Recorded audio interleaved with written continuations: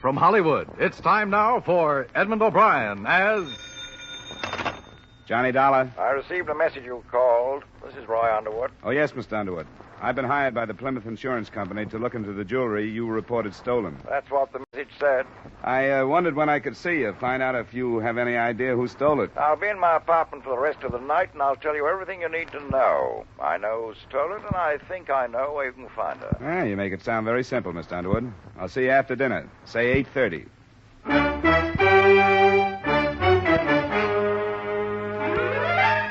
Edmund O'Brien in a transcribed adventure of the man with the action-packed expense account. America's fabulous freelance insurance investigator. Yours truly, Johnny Dollar.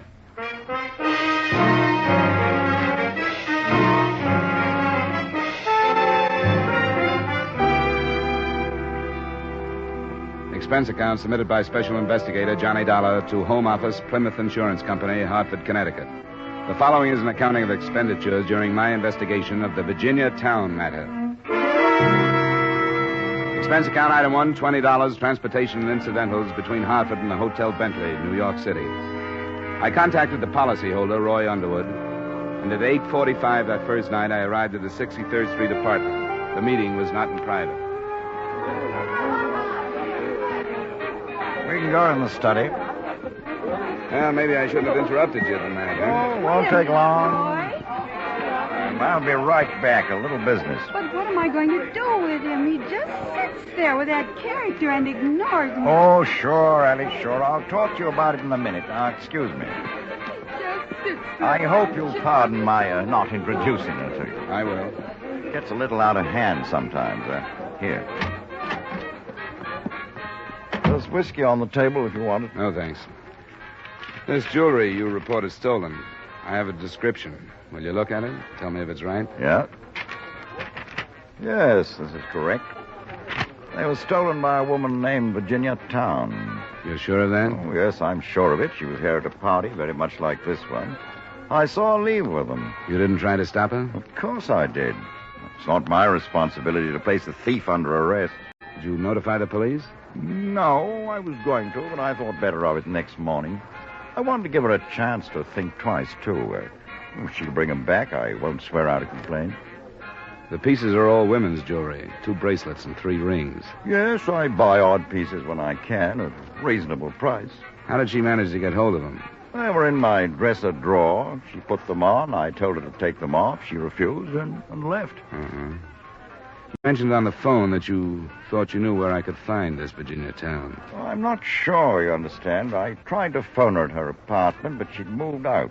Then I called her closest friend, a girl called Frances Adams. And she said she didn't know where Virginia was, but I think she was lying. I think Virginia was right there. Where do I find this Frances Adams? Oh, her flat's in Lexington, near 40th. She's a chick girl at the top hat and works till 4 in the morning. I'll give you her address. Before I left, I was shown a posed photograph of Virginia Towne inscribed, "To Roy with more thanks than I can ever say." I didn't keep the photograph, but the vision of the face in it stayed with me.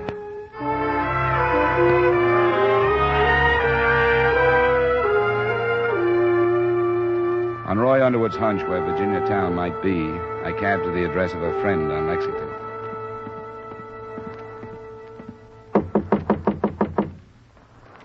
Just a second, Phil. It didn't take... Oh. Miss Virginia Towne? Who are you? My name is Dollar. I'm an insurance investigator. I'm here to talk to you about some jewelry owned by a Mr. Roy Underwood. What? May I come in, please? Yes.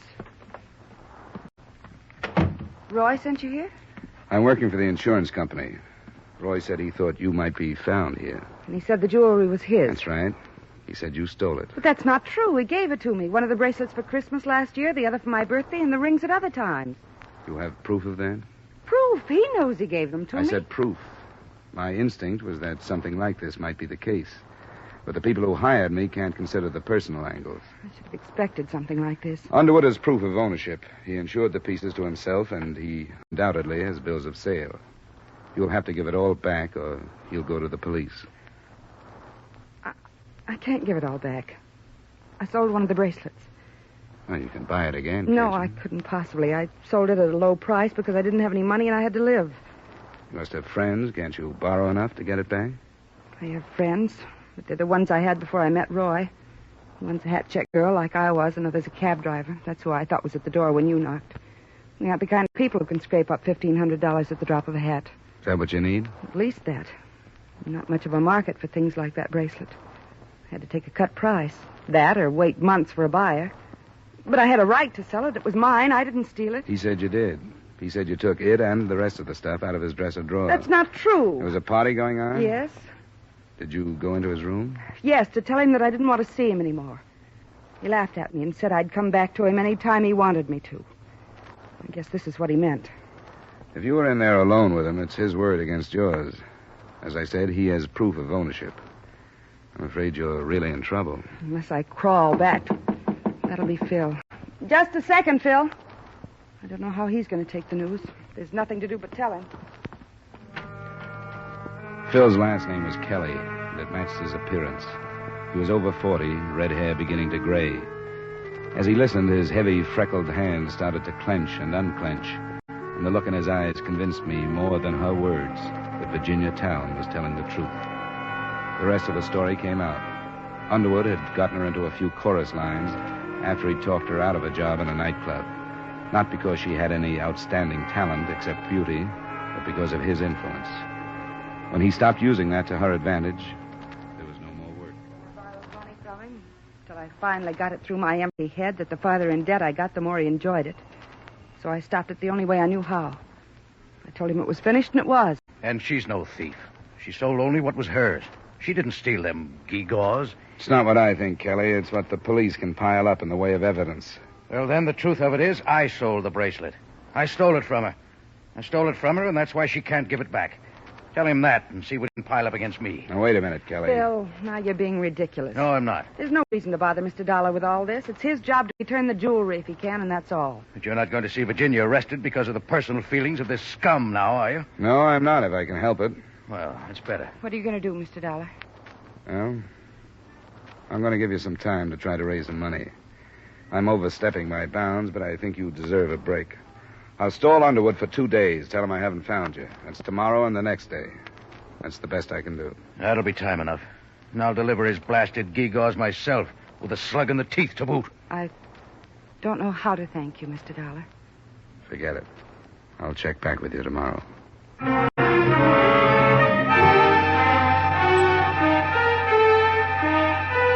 I felt justified in letting personal feelings rule me for that short time, at least, because I was sure the company wouldn't want to be used in any kind of a blackmail scheme. I met Frances Adams, the girl with whom Virginia was sharing the apartment, when I checked the progress the following afternoon.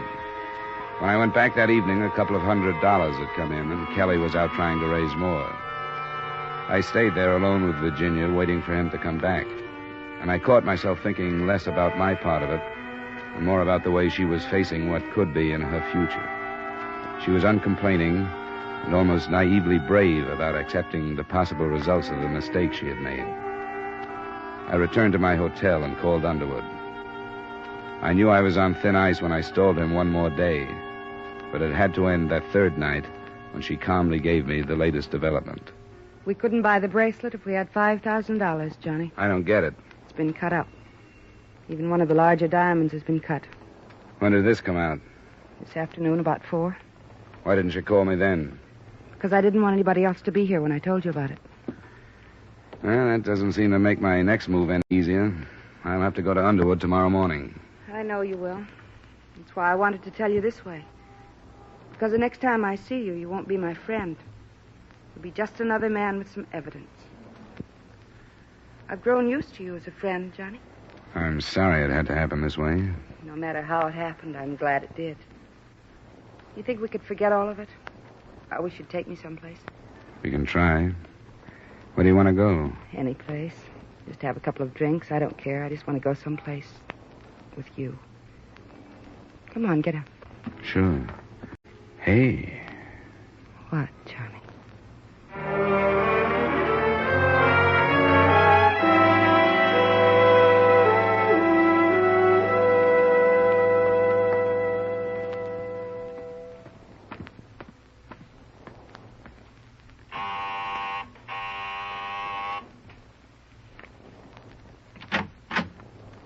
Hello, Underwood. Come in. What was this nonsense you were talking on the phone? That you thought the insurance company would be willing not to prosecute if the loss was made up? Who's going to make up the loss? Forget it, Underwood. Do you think that's any way to stop crime? I said forget it. I certainly intend to. I've got your stuff.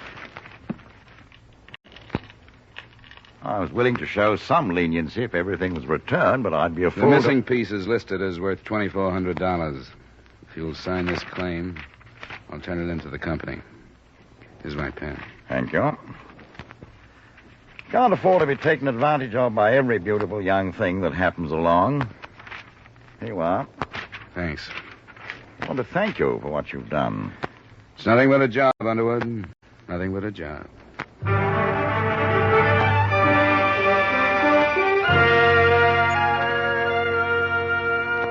It was 12:15 when I left Underwood's apartment. I had to make my own report on the matter to the police, and that took until 2:30. I then had lunch and went back to my hotel to pack, planning to leave for Hartford as soon as possible. It wasn't very soon. Come. Mr. Dollar? Yeah? Lieutenant Brinker, homicide. What's up, Lieutenant? You made a report earlier this afternoon on some jewelry owned by one Roy Underwood that had been stolen and then partially returned. I did. I guess we need another statement from you. Stuff is missing again, and Roy Underwood has been shot to death. Come on.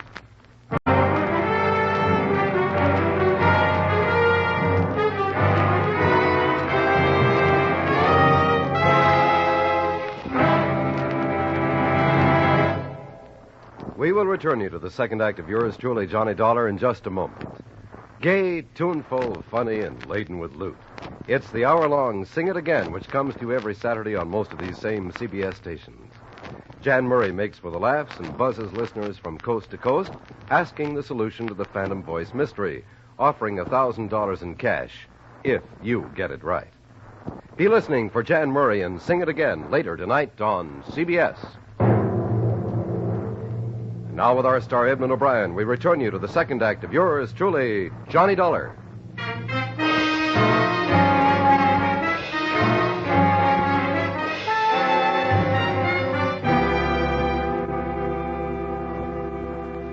On the way to headquarters with Lieutenant Brinker, I learned that Underwood had been killed in his apartment. The report had been phoned in by the building manager at 2:20 that afternoon when he heard the screaming of Alice Breen. She was the drunken young woman I'd run into the first night on the case.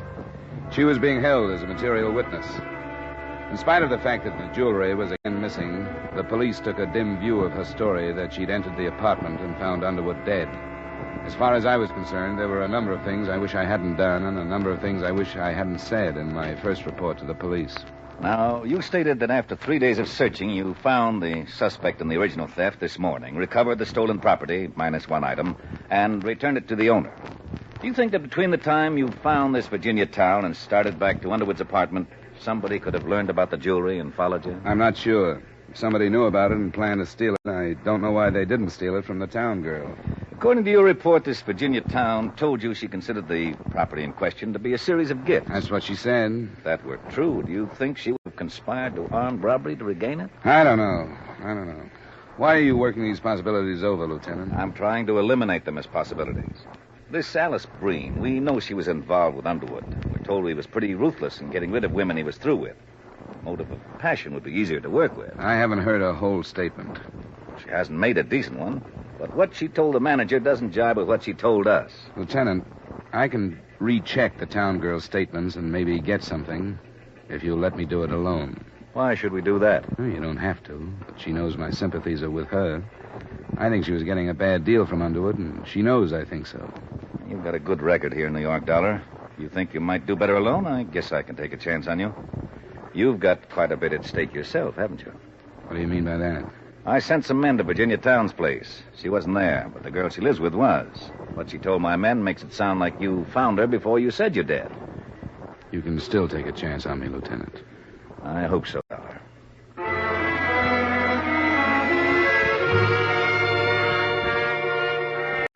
By the time I got to the Lexington Avenue apartment, the roommate, Francis Adams, was gone, too. But through his cab company, I did locate Phil Kelly. I swear I didn't even know about it. I was brought up to mourn the dead, but if you'll excuse me, I can't bring myself to it this time. Well, that's hardly the point. Where's Virginia? I don't know. Where's Francis Adams? I don't know that either. This is a work day. I've been on the go since morning. Where would Virginia go? You must have an idea. From what I've seen, I wouldn't be at all surprised if she wasn't looking as hard for you as you are for her. Have you thought of that? Why would she do that? You don't know? Well, come. She has the strongest motive for the killing so far. If I can't find her, I'll have to tell the police that's why she's hiding. Now, that isn't so at all. What other reason would she have? They'll ask me that, and I'll have to answer them. She's no murderess. Well, she's acting mighty like one. Get into the cab. I'll take you to her.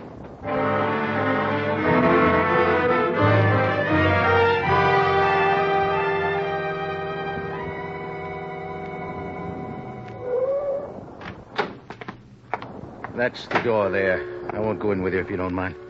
I don't know she's there. She's there. Okay. I've got a check on you, Kelly.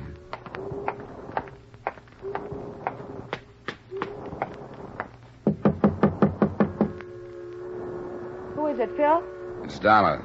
Let me in. Why did you come here? Who told you where I was? What are you doing here? It's none of your business. You did your job, didn't you? You told me last night that no matter what your personal feelings were, you had to do your job. Well, you did it. Why can't you leave me alone now? If he was still alive, I could. Still alive? The police have been looking for you. Roy Underwood's dead? You didn't know? Of course I didn't know. Johnny. Why are you hiding? Because I didn't want to be arrested. You told me Roy was going to swear out a complaint. He didn't have a chance to. Starting at about 1 o'clock this afternoon, where have you been? Here, Johnny, please. How did you get here? What difference does that make? Kelly bring you? No. And how did he know where you were? Johnny, I came here because you said Roy could swear out a complaint, and it was his word against mine, and that somebody in my spot didn't have much of a chance. I wish you'd been as truthful with me. What do you mean? You've lied to me. No, I haven't. Yes, you have. Now I realize they were stupid, obvious lies. And I believed them because I wanted to believe them. Johnny. You told me Underwood gave you those things as presents. Christmas, birthdays, and so on. It's true. The police have learned that he bought all of the pieces on the same day at an auction. Year before last. I didn't know that. I don't care when he bought them. He gave them to me. You didn't tell me until last night that the bracelet you sold had been cut up. The police learned that the jeweler who bought it told you he was going to cut it up. All right, I did lie. You offered me 2 days to try and think of something to do. I gave you 3, and I'm in trouble because of them. Is that all they mean? Yeah. Now that's all they mean. Johnny, how can you say that? Because your lies have made you a lot less beautiful than I thought you were. Johnny. I have to clear myself with the police. Not only about robbery, but about murder now. The only way I can do that is to take you in. Let you clear up your lies, if you can. I'm sorry, Johnny. About what? That it had to be this way. I'm sorry. If you're ready to go, there's a cab waiting.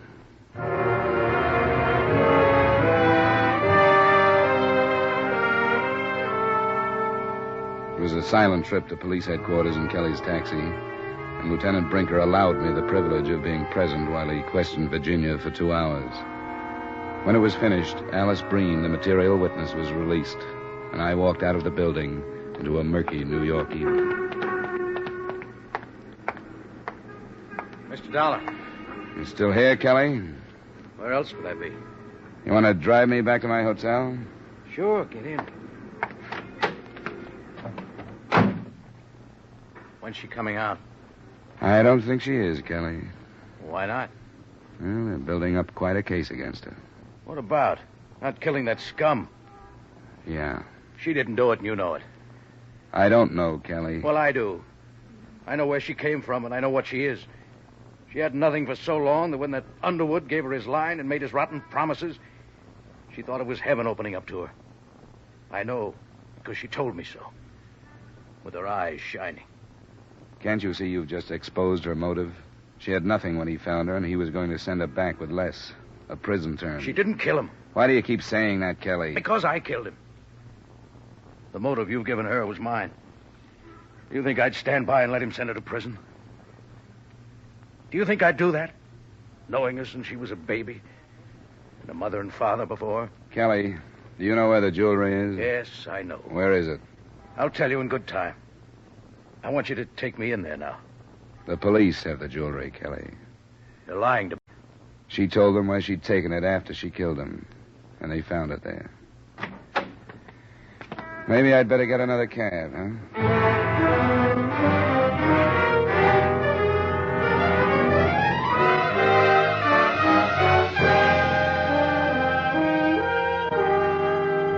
Expense account item 2, $230, miscellaneous. Item 3, same as item 1, transportation back to Hartford. Expense account total, $270. Remarks?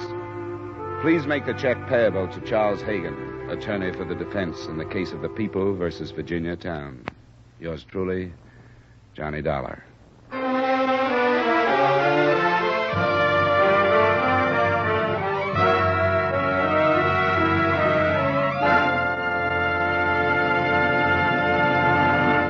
Yours truly, Johnny Dollar, stars Edmund O'Brien in the title role and is written by Gil Dodd with music by Wilbur Hatch. Edmund O'Brien's latest picture is the Paramount Pictures production, The Redhead and the Cowboy. Featured in tonight's cast were Ramsey Hill, Gene Wood, Virginia Gregg, Jack Moyles, and Ed Begley. Yours truly, Johnny Dollar, was transcribed in Hollywood by Jaime Del Valle. This is Dan Cubberly inviting you to join us next week at this time when Edmund O'Brien returns as... Yours truly, Johnny Dollar.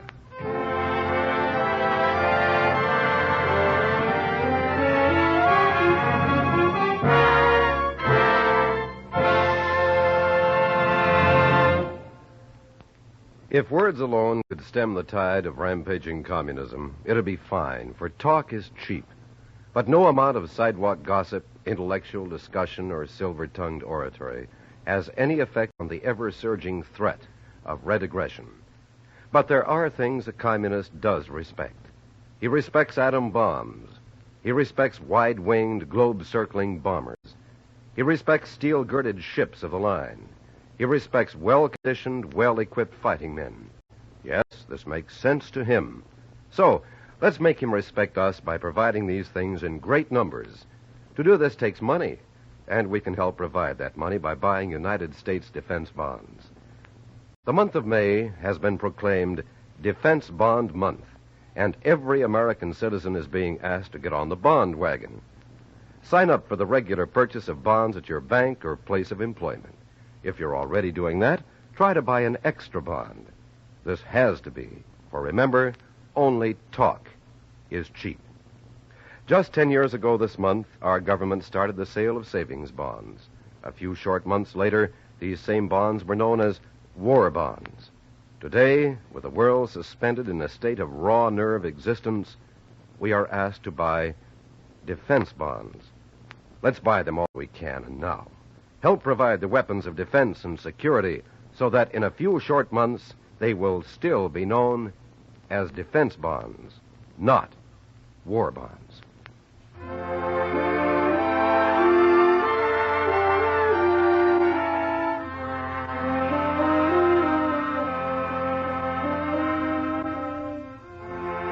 A successful bank robbery gets knocked flat by a schoolboy's baseball on Gangbusters tonight. Don't ask me how it's done, but Gangbusters always dramatizes a true police story, and this story, the case of a game of ball, will be told by the California sheriff who knew the boy and captured the robbers. Be listening for Gangbusters on most of these same CBS stations tonight. Stay tuned now for 5 minutes of the latest news.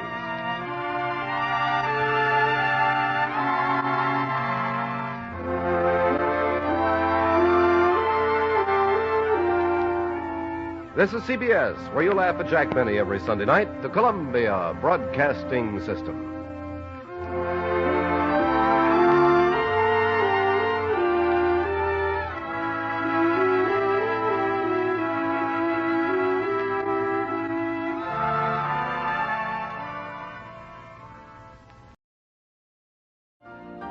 You've been listening to the OTR Gold Network. Find more classic radio at otrgold.com.